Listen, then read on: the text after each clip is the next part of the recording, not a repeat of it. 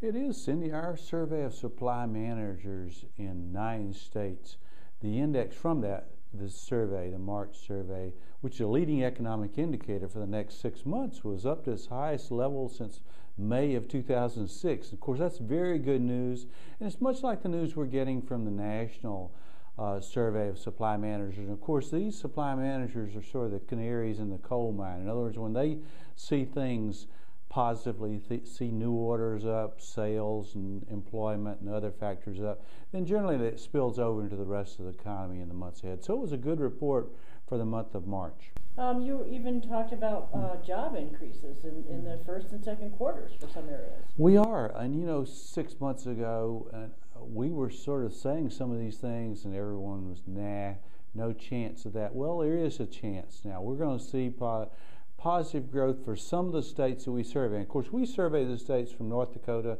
and Minnesota in the north to Oklahoma and Arkansas in the south, so those 9 states.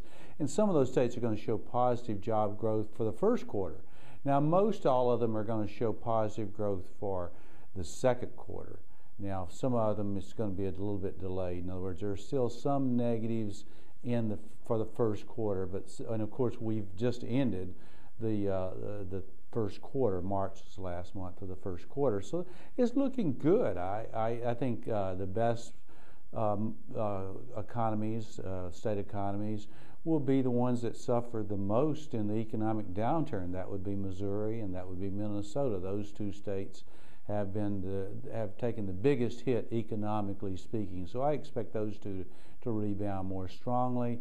North Dakota, interestingly, which really was not affected much by the recession at all, is now showing a bit of weakness. But even the weakness there is not what you can't certainly call it a recession. It's just a bit softer numbers than we've seen in the past. What about inflationary pressures? Boy, Cindy, those are really up significantly. We're seeing the strongest numbers on our inflation gauge, the strongest numbers since 2006. The number's above an 80. Now, the number spans from 0 to 100, 50 being growth neutral. Well, we're at 80.5. That's showing a lot of inflationary pressures, and we haven't seen it at the consumer level. In other words, the CPI, the Consumer Price Index, we have not seen any significant inflationary pressures there. But I expect that to come in and be above the Fed's target. So for our listeners out there, for all those viewers out there, better bet on higher interest rates, both long-term and short-term. So mortgage rates are going to be headed higher. Automobile loan interest rates are going to be headed higher. The Fed is going to be raising rates. There are bubbles out there in prices, certain commodity prices. But again, it hasn't shown up in the CPI, the consumer prices, but it's going to. It's going to be above 1%. The Fed target, the Federal Reserve's target, say 1.75% to 2%.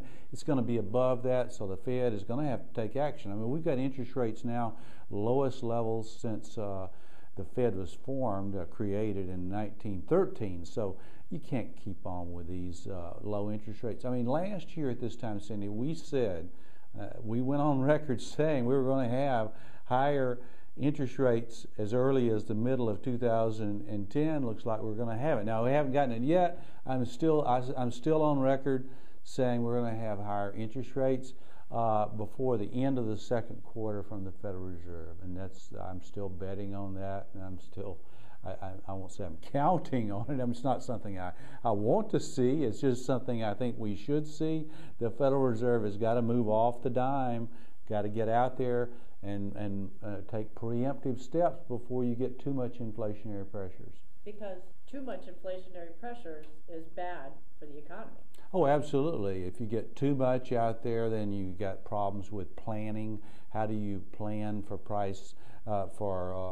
plan your business activities?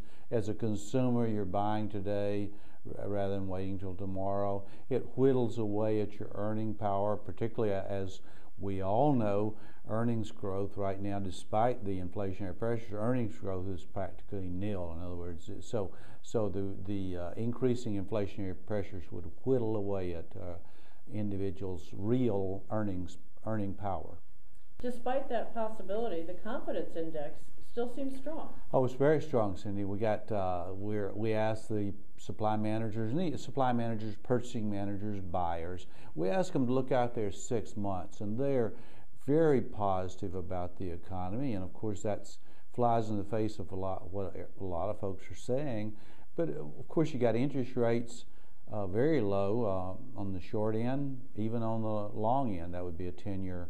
Of 30-year mortgages, 15-year mortgages, even those are competitive and low. But again, I expect those to rise in the months ahead. You've got those, and you got federal spending. You've got the federal government spending as much as $1.6 trillion more than they're taking in. That's very stimulative.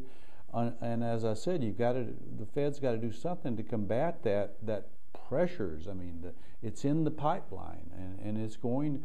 The Fed can't wait till they see it. You can't sit here and wait on inflationary pressures to build and get to 2.5%, 3%, and then all of a sudden you're underneath the rolling stone, and it's too late. And that's what you don't want to be. That's where you don't want to be if you're the Federal Reserve. I think they're going to take steps early on. I think the steps are still too late. I would have already been raising interest rates. What else to sum up the report? We had new export orders, very strong. In fact, the strongest since the recession began in December of 2007. So this is very promising. We're going to see more and more sales abroad. We've got expansions in Asia. Of course, Europe not as strong. I mean, some real question marks about Europe, and that's Europe. There is the potential in terms of Europe to push us back into much slower growth. I don't expect it right now. The problems we're seeing in Greece, the potential problems in Spain and Portugal, I expect those to be remedied. But in the meantime, that's a real question mark right now. And I would say in terms of the expansion that we're in, moving out of the recession, the biggest potential negative out there is what's going on in Europe. And that's my real concern. Overall, looks good though. Overall, Cindy, looks good. The economy's expanding. It's gonna now for the man and woman on the street. It's going to be a few months before you see any real positive numbers. And in terms of job growth, we're not likely to see any real good job growth until the end of 2010. We're going to see unemployment rates remain at painfully high levels, probably above 9% for most of 2010. Of course, that's too high. It's especially too high if you're one of those individuals that's in the 9%, or if you're one of the discouraged workers that's not even counted as employed or unemployed. That's a difficult time for those individuals. It's going to continue to be somewhat stressful in terms of unemployment.